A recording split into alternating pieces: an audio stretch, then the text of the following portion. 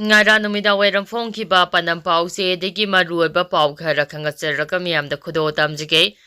Relief camp da nupi ama lekhidrei Mode degi lanjenarak tuna wangjingi lamding higher secondary school relief camp da changja phamlau tuna leibi more toral wangba laikai ward number 7 degi toijam siamo maitegi loinabi toijam da sulaima saihum porom surabi nupi ama ngasi masagi anaba ama na maram oiraga lekhidrei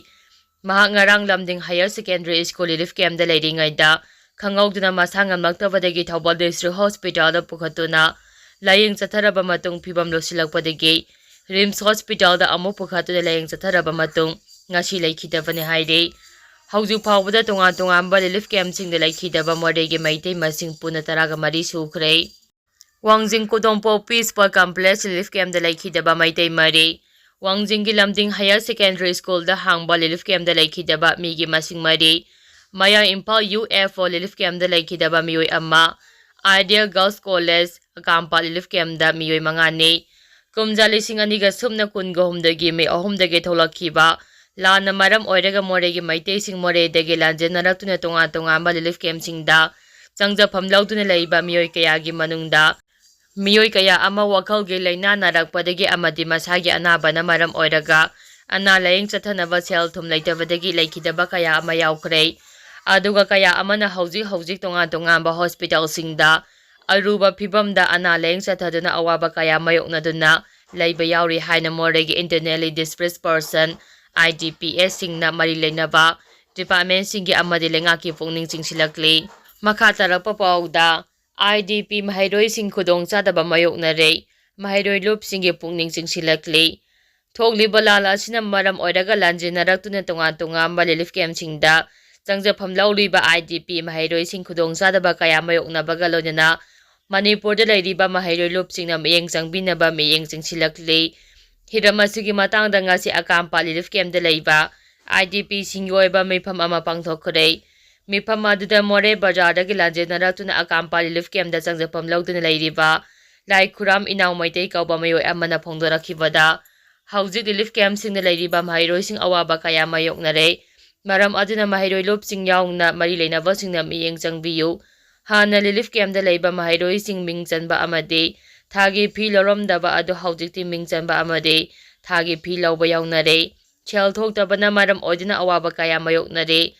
Lengakna marak ta IDP singi khanbiduna lupa lising piramba adu su piraktrei hanagi chief minister na nongmada mahairoi singna lupa sama puna tha amada lupa lising ahum pigani haikhiba adu su ngasi phawba phangba leitri haikhi makha tarapa pawda Union Home Minister ge free movement kaidawkhraba ge MRF tha asigi Nepal degi Union Home Minister Amisana Manipur da free movement lehalagani hana thajaba pighiba adu kadai fawba free movement leirabagi haibasi miyam khangminasi haina Maite Regions Forum MRF ke General Secretary Oinam Dorena phongdokhrei ngasi Manipur Press Club ta pangthokiba pawgi mifamda Oinam Dorena makha taraduna hai Biren Chief Minister phamdagi lautholaba matamda state asida ingtapa hanjilakani haikhiba adu PR laklaba matam asida hanjilaklabra haibasi miyam naina famthoi Haujik tangdu leitaba phibamda hanjilakle haina leiringai cherak asida mahairoi ama kukina khundaba jojangte ki mafamda changsinkhibadagi ngasi phawba thiba khangdana leire Biren CM oiringai matamda state asida ILP chanahankiba FMR lauthokiba amadi kukila lawba singa lainaramba su handokhiba kaya asi thaganingai nei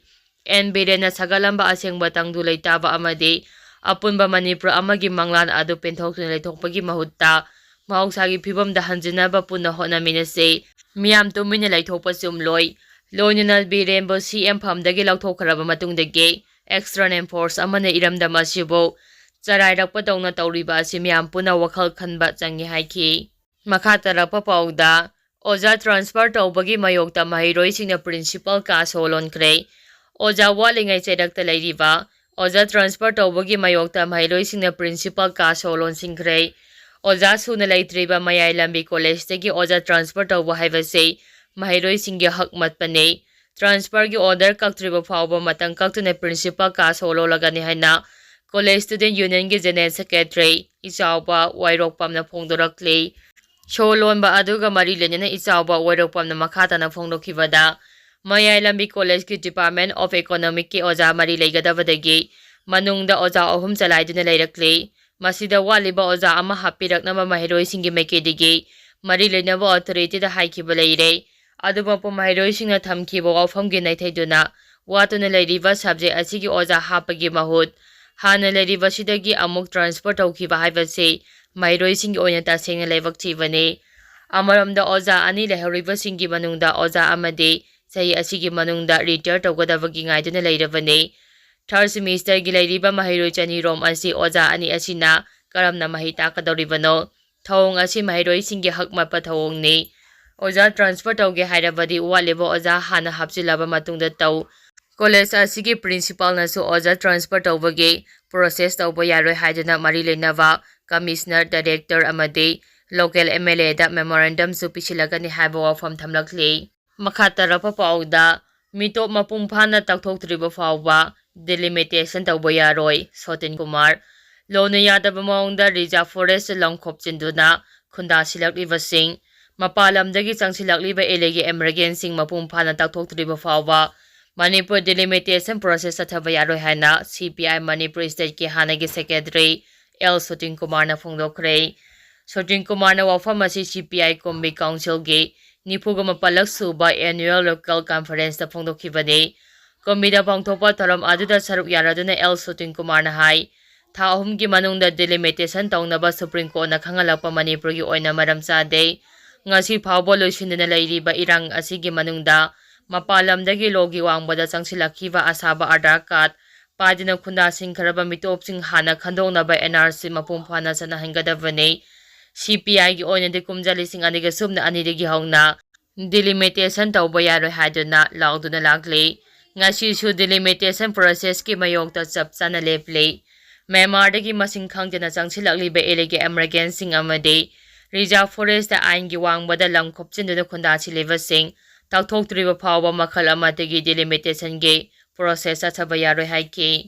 makhatarapa pauda Hanagi Chief Minister na pham thadokhibadagi miyamna ningtamna phongdokchaba ngamlakle Laurembam Ramesor Hanagi Chief Minister pham thadokhibadagi miyamna wangang